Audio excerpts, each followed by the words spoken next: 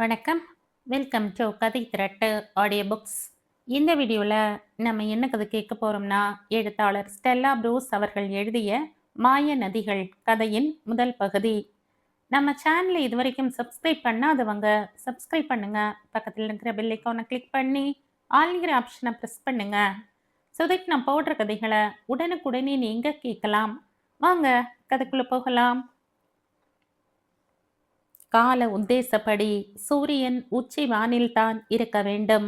ஆனால் அது எங்கே இருக்கிறது என்பதை யூகிக்க முடியாமல் கரும் மேகக்கூட்டம் அடர்த்தியாக ஆகாயம் பூராவும் அடைத்து கொண்டிருந்தது. வழக்கமாக இன்னும் 3/4 மணி நேரம் கழித்தே புறப்படும் உலகநாதன் மழை விழுவதற்குள் போய்விடலாம் என்ற எண்ணத்தில் நடவு நடந்து கொண்டிருந்த வயலில் இருந்து வீட்டுக்கு கிளம்பிவிட்டார். விவசாயத்தை பூர்வீக தொழிலாக கொண்டிருப்பவர் என்ற முறையில் உலகநாதனுக்கு மழை சந்தோஷமானதுதான். ஆனால் எதிர்பாராமல் எங்கேயாவது மழையில் நனைய வேண்டிய கட்டாயம் வரும் வேளைகளில் மழை அவருக்கு வேப்ப எண்ணெய். திருநெல்வேலியோ கல்லடை குறிச்சியோ போயிருக்கும் போது பெரிய மழையில் மாட்டிக்கொண்டு விட்டால் மழைக்கு உலகநாதன் கொடுத்திருக்கும் நெல்லை மாவட்ட வசவுகளுக்கு அகராதியில் கூட அர்த்தம் பார்க்க முடியாது. வார்த்தைகள் அப்படி எச்சில் மாதிரி வந்து தெரிக்கும். ஆனால் அதே உலகநாதன் வீட்டு திண்ணையில் உட்கார்ந்து கொண்டு சென்னையிலும் தஞ்சாவூரிலும் பெய்த கனமழையின் கடும் சேதாரங்களை பற்றிய தகவல்களை செய்தி பேப்பரில் சுவாரஸ்யமாக வாசித்துக் கொண்டிருப்பார். ஆர்வத்தோடு அதை பற்றி பேசியும் கொண்டிருப்பார். அப்பேற்பட்ட சுபாவம் கொண்ட உலகநாதன் நொடிக்கொரு தடவை வீடு போய் சேர்வதற்குள் மழை விழுந்துவிடக் கூடாதே என்ற நினைப்பில் மேக கூட்டத்தை நிமிர்ந்து பார்த்து கொண்டே வாய்க்கால் கரையில் வேகமாக நடந்து சாலை மேட்டில் ஏறிவிட்டாள். தூரத்து வேத பாடசாலையில் ஒலிக்கும் வேத பாராயண ஒலி பொதிகை மலைக்காற்றில் கலந்து வந்து கொண்டிருந்தது. பல வருட வழக்கப்படி சாலையின் நெடிய செண்பக மர வரிசையை மனசுக்குள் எண்ணிக்கொண்டே உலகநாதன் நடையை துரிதமாக எட்டி போட்டார். முரட்டு கதர் வேட்டியை தூக்கி டப்பா கட்டு கட்டி இருந்ததில் அவரின் 2 முழங்கால்களும் கொழுத்த சதை பிடிப்பில் கரும் பச்சை நிறத்தில் மின்னின. உலகநாதன் அப்போதுதான் கவனித்தார். அவர் அணிந்திருந்த வெள்ளை நிற சட்டையின் வலது தோள் பக்கத்தில் காக்கை எச்சமிட்டிருந்தது. அதை பார்க்கவே அவருக்கு அருவருப்பாக இருந்தது. சின்ன வயசில் இருந்தே உலகநாதனுக்கு காக்கிகளை கண்டாலே பிடிக்காது. அவரின் பள்ளி பருவத்தில் கிணற்றடியில் உட்கார்ந்து முறுக்கோ வடையோ தின்று கொண்டிருந்தால் முதல் விருந்தாளியாக எதிரில் வந்து உட்காரும் ஒரே பறவை காக்கைதான். மத்தியான வேளையில் அதே கிணற்று மேடையில் உட்கார்ந்து வரட் வரட் என்று கத்துகிற பறவையும் காக்கைதான். காக்கைகளை விரட்டுவதற்கென்று இன்றும் உலகநாதன் வீட்டில் நீளமான குச்சிகள் வைத்திருக்கிறார். ஆனால் என்ன பயன்? விரட்டும் போதுதான் காக்கைகளும் இன்னும் பேய் கத்தல் கத்தும். எத்தனையோ தடவை உலகநாதன் காக்கைகளின் இறக்கைகளால் தலையிலும் காது நுனியிலும் அடி வாங்கி இருக்கிறார். அதனால் தெருவில் போகிற போது ஏதாவது ஒரு காக்கை தாழ்வாக பறந்து வந்தால் உடனே உலகநாதன் தோளில் கிடக்கும் துண்டை எடுத்து தலையில் போட்டு கொள்வார். சில காக்கைகளுக்கு அவரை அடையாளமே தெரியும். அதனால் அவரை பார்த்தாலே கூச்சல் போட ஆரம்பித்துவிடும். இப்போது கூட ஒரு காக்கை ரொம்ப தாழ்வாக பறந்து வந்து கொண்டிருந்தது. அதற்கு உலகநாதனை அடையாளம் தெரியாததால் கத்தாமல் கொள்ளாமல் பறந்து போனது. குருட்டு சவம் போல இருக்கு என்று நினைத்து கொண்டே உலகநாதன் நடந்தார். பொதிகை மலை அடிவாரத்தில் அமைந்திருக்கும் கேசவ பெருமாள் கோயிலின் கோபுரத்தை நோக்கி உலகநாதன் கன்னத்தில் போட்டு கொண்டார். அவர் தீவிரமான பெருமாள் பக்தர். அவரின் பருத்த நெற்றி மேட்டில் சன்னமான ஒற்றை நாமம் எப்போதும் துலங்கிக் கொண்டிருக்கும். உலகநாதன் பெருமாளை வழிபடுகிற வைஷ்ணவ குலத்தில் பிறந்தவர் இல்லை. ஆனால் வைஷ்ணவன் போல் தெரிய வேண்டும் என்ற ஆசை அவருடைய மனதில் இருந்தது. சின்ன வயசில் அப்பாவுடன் கேசவ பெருமாள் கோயிலுக்கு போகும்போதெல்லாம் அங்கு விநியோகம் செய்யப்பட்ட பிரசாதங்களின் ருசி அவரை காந்தம் போல இழுத்தன. காலையில் போனால் தோசை, வடை அல்லது பொங்கல், மத்தியானத்தில் புளியோதரை, சாயந்தரம் சுண்டல், ராத்திரியில் அப்படி ஒரு தயிர் சாதம். பெரிய இடத்து பிள்ளை என்பதால் எல்லா பிரசாதங்களும் உலகநாதனுக்கு ஜாஸ்தியாகவே தரப்படும். மற்ற சின்ன கோயில்களில் விதவிதமான பிரசாதங்கள் கிடையாது என்பதால் சின்ன வயசின் இயல்புப்படி உலகநாதன் பெருமாள் கோயிலோடு கோந்து போட்டு ஒட்டின மாதிரி ஒட்டி கொண்டு விட்டார். அந்த சின்ன வயதில்தான் உலகநாதனின் மனசில் கோடு ஒன்று இழுக்கப்பட்டது. ஒரு நாள் கோயில் பட்டாச்சாரியார் குட்டி உலகநாதனின் நெற்றியில் நாமம் ஒன்றை போட்டு விட்டார். அம்பி உலகநாதா, இப்ப யார் பார்த்தாலும் உன்னை ஒரு பிராமண ஆளாத்து பிள்ளைதான்னு நினைச்சுப்பா. நாமம் இட்டுவிட்ட பட்டாச்சாரியார் இப்படி சொன்னபோது உலகநாதனுக்கு ஏனோ பெருமையாக கூட இருந்தது. சின்ன வயசில் பிராமணாள் வீட்டு பிள்ளை, பிராமணாள் அல்லாத வீட்டு பிள்ளை என்ற அர்த்தங்களோ வித்தியாசங்களோ உலகநாதனுக்கு தெரியாத விஷயங்கள். கொஞ்சம் வயசாகி வித்தியாசங்கள் தெரிய ஆரம்பித்த போது அவரின் மனதில் விசித்திரமான எண்ணம் ஒன்று யாருக்கும் தெரியாமல் வந்து ஒட்டி கொண்டது. பிராமணர் அல்லாத உலகநாதனுக்கு நான் ஒரு பிராமணனாக பிறக்காமல் போய்விட்டோமே என்ற ரொம்ப ரகசியமான ஆதங்கம் அவரின் அடிமனசில் ஏற்பட்டு விட்டது. என்றும் இது ஒரு விசனம்தான் அவருக்கு. ஆனாலும் என்ன பண்ண முடியும்? அடுத்த ஜென்மத்திலாவது தான் பிராமணனாக பிறக்க வேண்டும் என்று உலகநாதன் பெருமாளை அவ்வப்போது வேண்டிக் கொள்வார். ஆரம்ப காலத்தில் பெருமாள் பக்தியாக இட்டு கொள்ளப்பட்ட நாமம் பிற்பாடு பிராமண, அதுவும் வைஷ்ணவ அடையாளமாக போட்டு கொள்ளப்படலாயிற்று. நெற்றியில் நேர்த்தியாக துலங்கும் நாமமும், காதுகளில் மின்னும் வைர கடுக்கன்களும், மீசையிலும் ஆர்மிக்காரன் போல வெட்டப்பட்ட தலைமுடியிலும் பாதிக்கு பாதி கலந்துவிட்ட நரையும் உலகநாதனை இந்த 55வது வயதிலும் சுந்தர புருஷனாகவே காட்டின. ஆனால் நகரவாசிகளின் நாகரீகங்களை வைத்து பார்க்கும்போது உலகநாதன் வெறும் பட்டிக்காட்டு சுந்தர புருஷன். இத்தனைக்கும் அவருடைய ஆசை அவரை பார்த்தால் பட்டிக்காட்டு ஆள் மாதிரி தெரியக்கூடாது என்பதுதான். ஆனால் இதில் இருக்கும் கஷ்டம், உலகநாதனை பார்த்த உடனே அவர் ஒரு கிராமத்து ஆள் என்பது நகரவாசிகளுக்கு தெரிந்து விடுவதுதான். இதெல்லாம் கூட உலகநாதனுக்கு மனப்பிரச்சனைகள்தான்.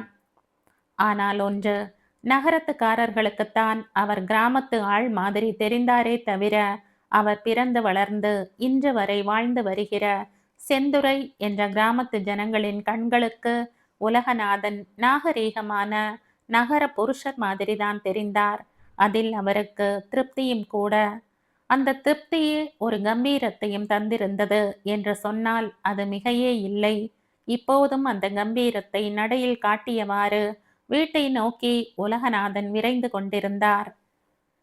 உலகநாதன் அவருடைய நெடிய தெருவில் பிரவேசித்து விட்டார். மழை மட்டும் இன்னும் விழ ஆரம்பிக்கவில்லை.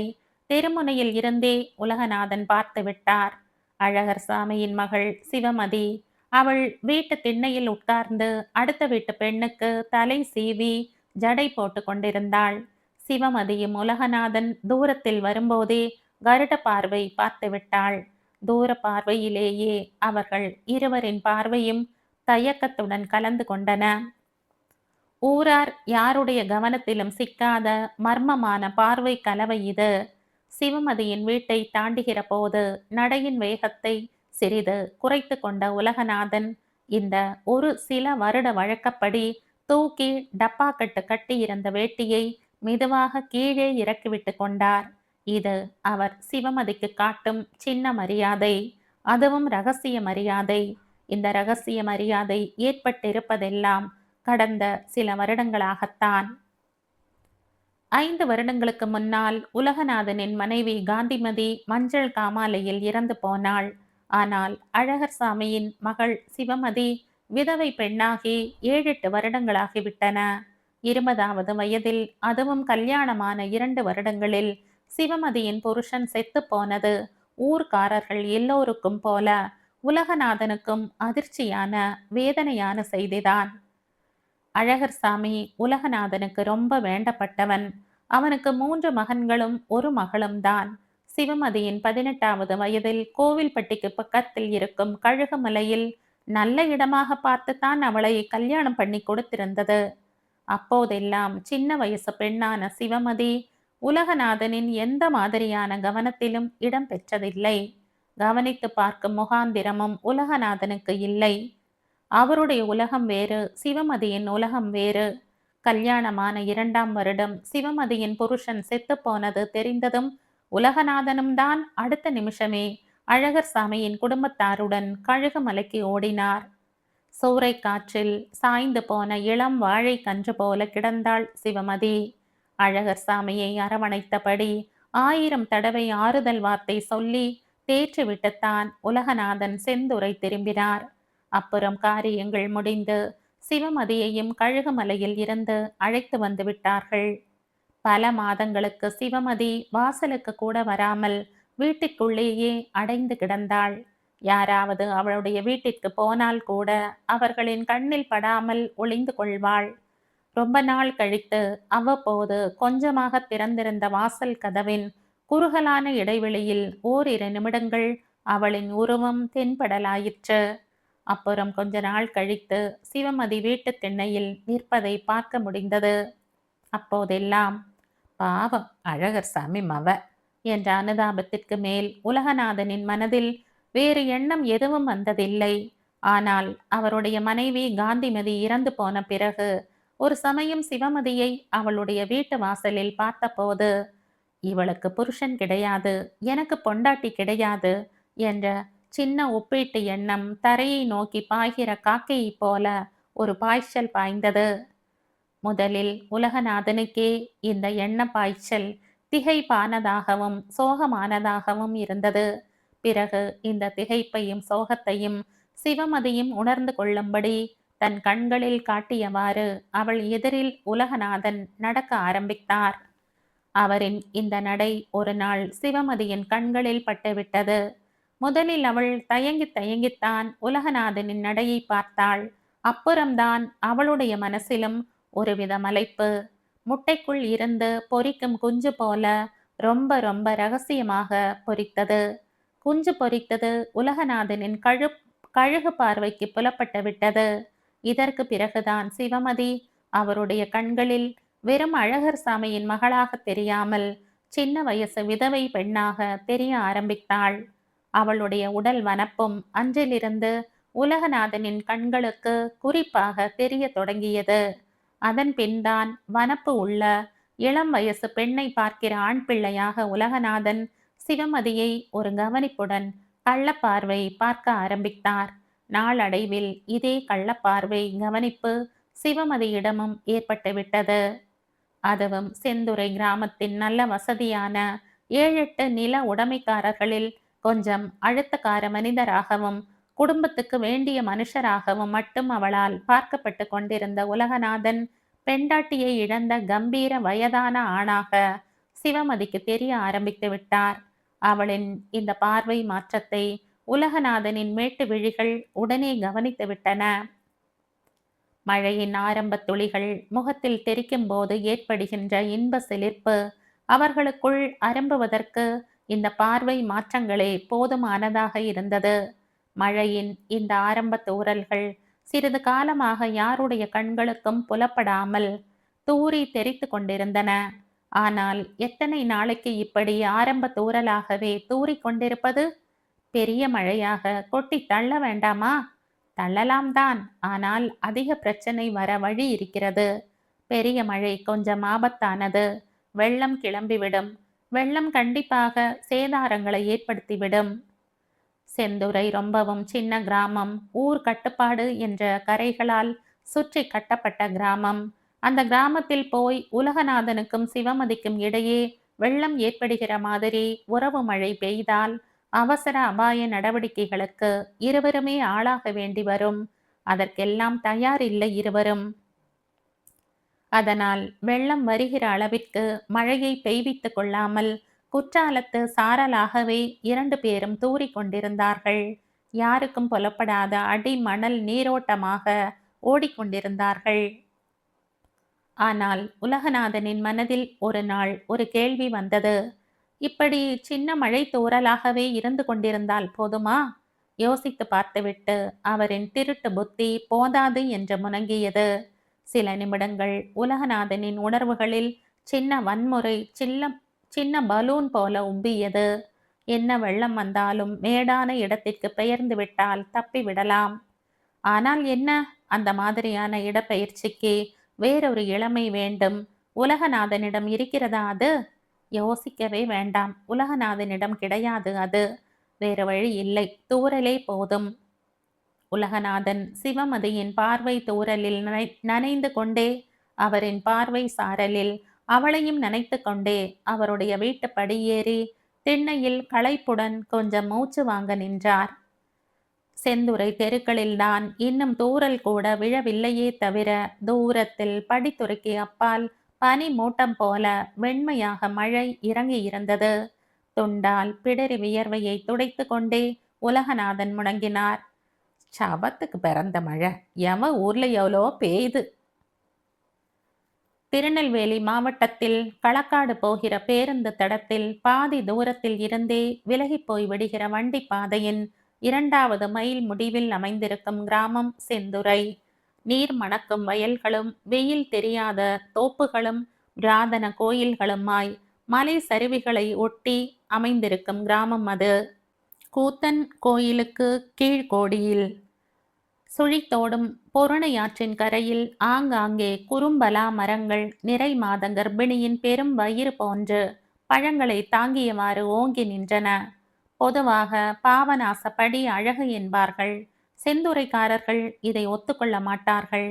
செந்துறை படித்துறையின் அழகே அழகு என்பார்கள். அந்த படித்துறையை கண்களை சுருக்கி உலகநாதன் திண்ணையில் நின்றபடியே பார்த்து கொண்டிருக்க, அடுத்த சில நிமிடங்களில் ஒன்று ஒன்றாக தூறல் விழ ஆரம்பித்தது.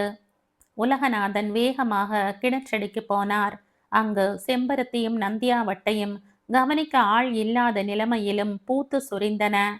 உலகநாதன் கொடியில் காய்ந்து கொண்டிருந்த அவருடைய துணிகளை அவசரமாக எடுத்தார்.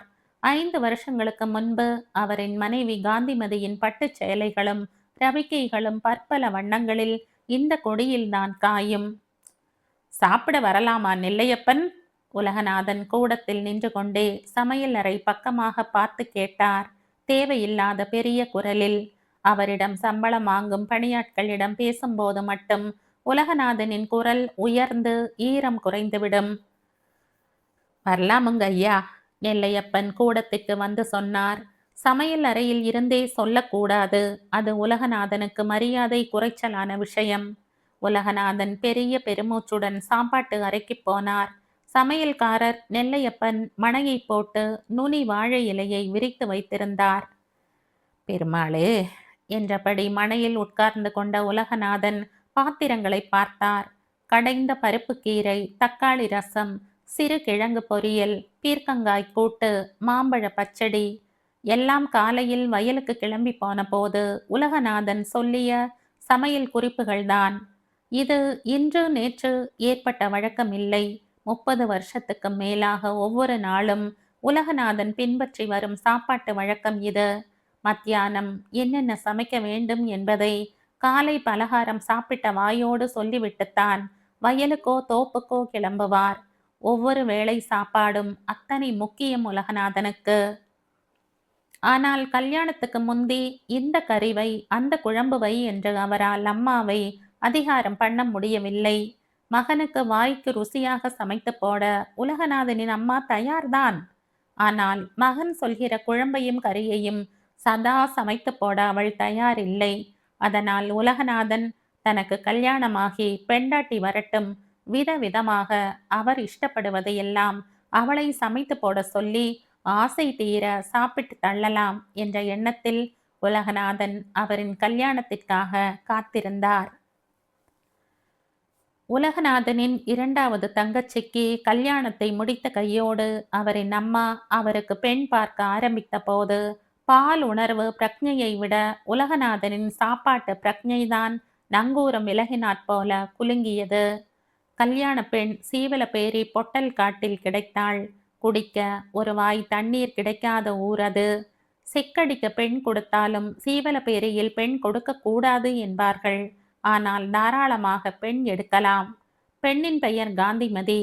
கல்யாணமான முதல் மாதத்தில் செந்துறை உலகநாதனின் சாப்பாட்டு பித்தத்தை பார்த்து சீவலப்பேரி காந்திமதி பித்து பிடித்தவள் போல ஆகிவிட்டாள்.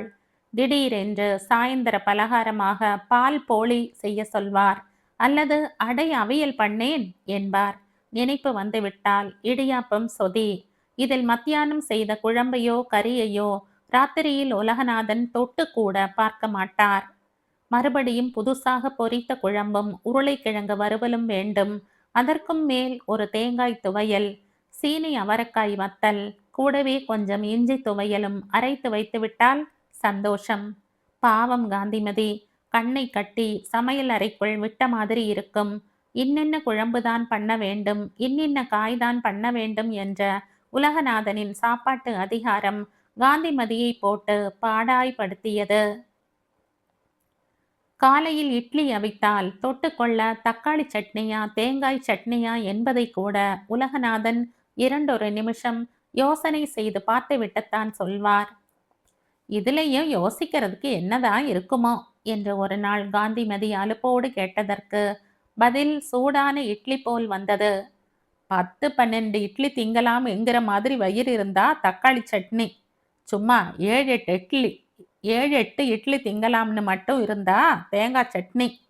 உலகநாதனின் இந்த விளக்கத்தை கேட்டதும் போதும்டா சாமி என்று சீவலப்பேரியை நோக்கி ஒரு ஓட்டம் விடலாம் போல இருந்தது காந்திமதிக்கு. அதற்காக அப்படியெல்லாம் ஓடிவிடவா முடியும்? நாணம் மடம் பயிர்ப்பு என்றும் குடும்ப பெருமை என்றும் கனம் கனமாக சங்கிலிகள் கழுத்தை சுற்றி பின்னி பிணைந்து கிடக்கின்றனவே, அந்த சங்கிலிகளை காந்திமதியால் உடைக்க முடியவில்லை. புருஷனின் சாப்பாட்டு கெடுபிடிகளுக்கு அடங்கி போய்விட்டாள். இதில் வேறொரு கோணம் ஒன்றும் இருந்தது. உலகநாதன் சாப்பாட்டு ராமனாக மட்டும் உண்டு கொழுத்து மந்த புத்தி உள்ளவராக இருந்திருந்தால் காந்திமதி அடங்கி போயிருக்க மாட்டாள். உலகநாதன் கம்பீரமான கிராமத்து சுந்தர புருஷர், பரம்பரை பணக்காரர். பாளையங்கோட்டை போர்டிங் ஸ்கூலில் படித்த இறுக்கம் அவருடைய உடம்பில் தெரியும். வேகமான சாப்பாட்டு நிபந்தனைகள் தவிர மனதை போட்டு நெருடுகிற மாதிரியான வேறு அதீத மனநிலை எதையும் காந்திமதி உலகநாதனிடம் உணர்ந்ததில்லை. என்ன மனிதர்! அவரை விட பணக்காரர்களை பார்த்தால் பொறாமைப்படுவார். அவர்களிடம் பேச்சுவார்த்தையோ சகவாசமோ வைத்து கொள்ள மாட்டார். அவரை விட தாழ்ந்த ஸ்திதியில் இருப்பவர்களிடம் ரொம்பத்தான் இழைவார். அவர்களின் மத்தியில் அவர்களை காட்டிலும் தான் பணக்காரன் என்ற இன்பத்தை அனுபவிப்பார்.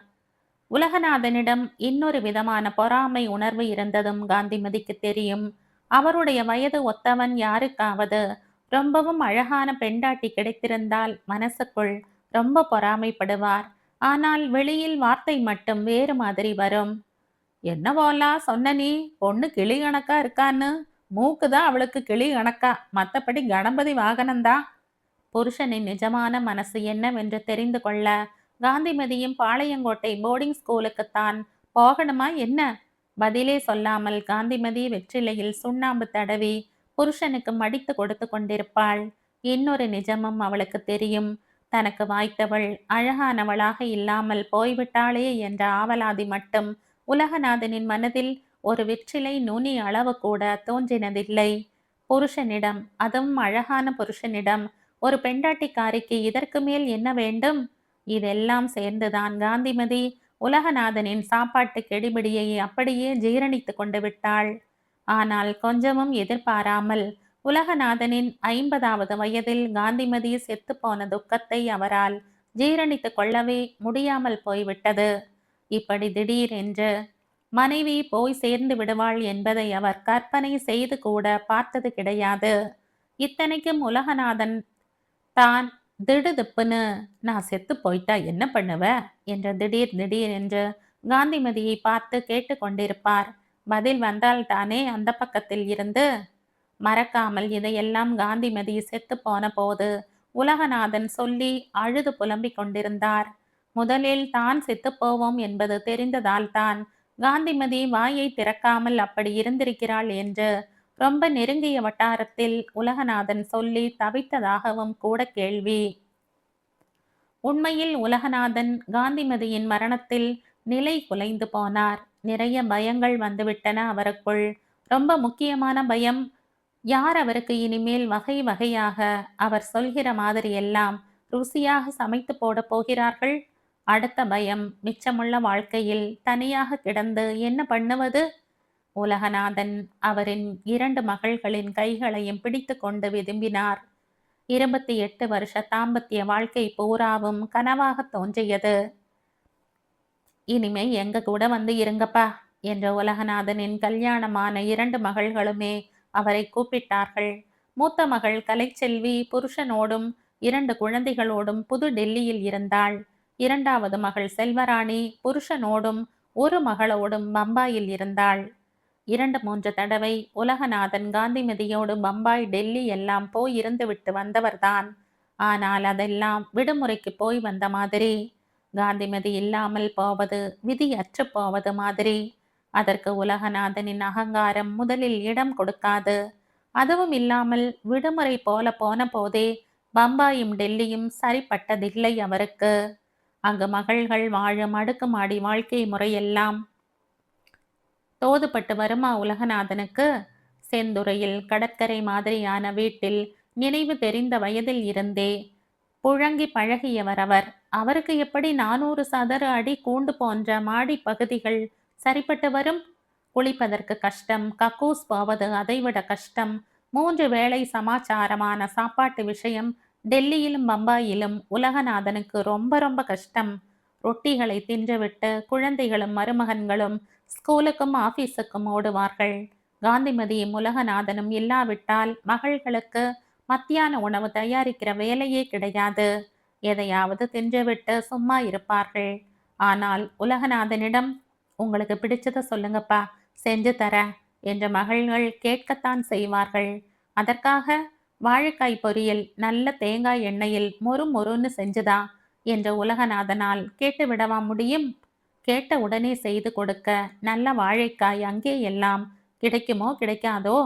உலகநாதன் அவர் பாட்டுக்கு கேட்டு வைக்க, இங்க நல்ல வாழைக்காய் எல்லாம் கிடைக்காதே என்ற மகள்கள் சொல்லிவிட்டால் போச்சு, பிறகு என்னத்துக்கு வந்து கேட்ட நீ என்று உலகநாதன் பெண்களை திருப்பி கேட்பார். அவரின் கொள்கை இது. கேட்டது கிடைத்துவிட வேண்டும் அவருக்கு. இதில் 1% சந்தேகம் இருந்தால் கூட வாயை திறக்காமல் இருந்து விடுவார். வாயை அவர் திறக்காமல் இருக்கிறார் என்றால் திறக்க பிடிக்காத கடுப்பில் இருக்கிறார் என்று அர்த்தம். எப்போதாவது அத்தி பூத்த மாதிரி செந்துறையில் காந்திமதியிடம் அவர், உனக்கு பிரியப்பட்ட குழம்பு வை போதும் என்பார். காந்திமதிக்கு புருஷன் ஏதோ கடுப்பில் இருக்கிறார் என்பது புரியும். பேசாமல் அவருக்கு பிரியமான குழம்பையே வைப்பாள்.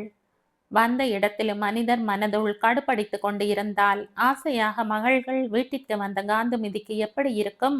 ஏண்டா வந்தோம் என்றுதான் இருக்கும் அவளுக்கும். காந்திமதி இருந்தபோதே இந்த அழகு.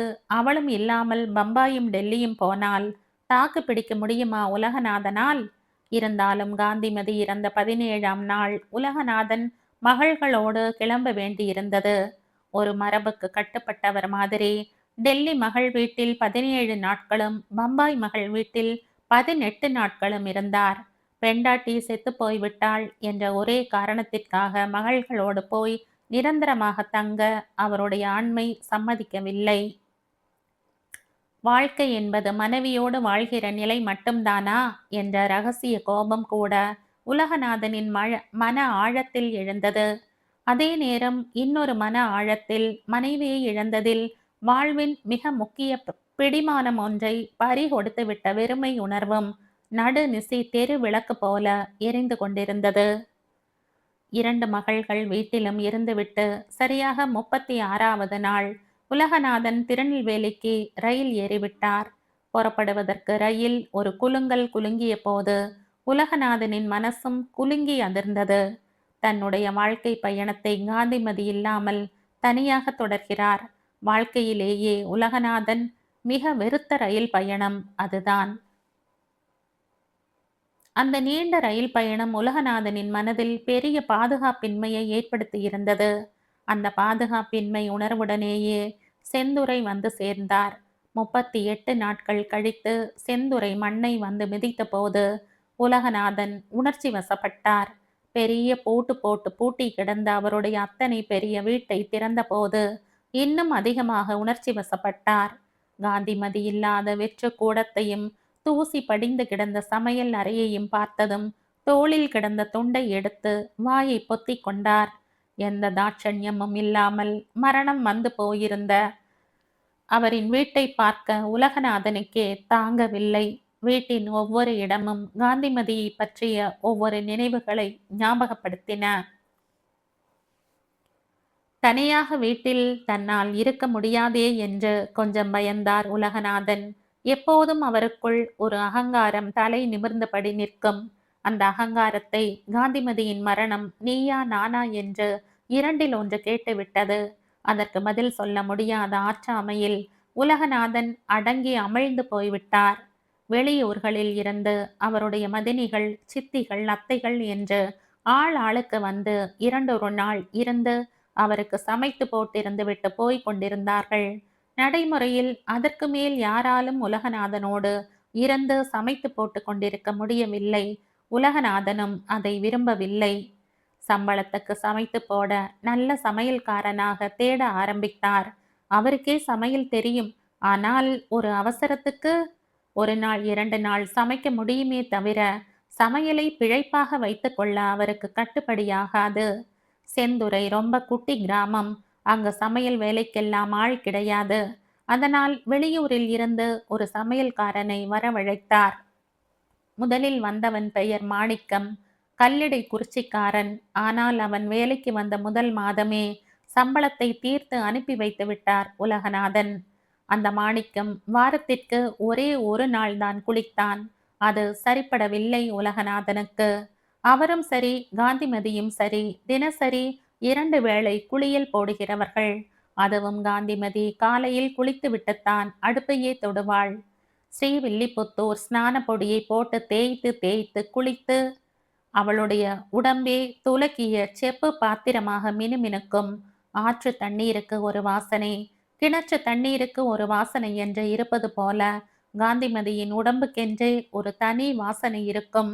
அந்த வாசனையை நுகர்ந்து நுகர்ந்து பழகி போயிருந்த உலகநாதனுக்கு அழுக்கு வாசனை தூக்கலாக இருக்கிற மாணிக்கம் போன்ற சமையல்காரனை எப்படி சகித்து கொள்ள முடியும்? அடுத்த ஆளை கொஞ்சம் யோசனை செய்து பார்த்த பின் தான் முடிவு செய்தார். தினசரி குளிப்பியா என்ற முதலிலேயே கேட்டு தெரிந்து வைத்து கொண்டார். ஆனால் அதை கேட்டு வைத்து என்ன செய்ய? இரண்டாவதாக வந்த சமையல்காரன் வைர சின்னத்திற்கு வாரத்திற்கு ஒரு நாள் உடம்புக்கு ஏதாவது வந்துவிடும். ஒரு நாள் தலைவலி, இன்னொரு நாள் வயிற்று வலி, மற்றொரு நாளோ பேசக்கூட முடியாமல் பல்வலி. உனக்கு வால் இல்ல, இருந்திருந்தா வால்லையும் ஏதாவது வலி வந்திருக்கும் என்ற எரிச்சல் தாங்காமல் ஒரு நாள் உலகநாதன் சொன்னாரோ இல்லையோ, அந்த வைரச் சின்னம் அவனுடைய பெயர் எழுதிய பச்சை கலர் ட்ரங்க் பெட்டியை தூக்கி தலையில் வைத்து கொண்டு அவன் பாட்டுக்கு கிளம்பி போய்விட்டான்.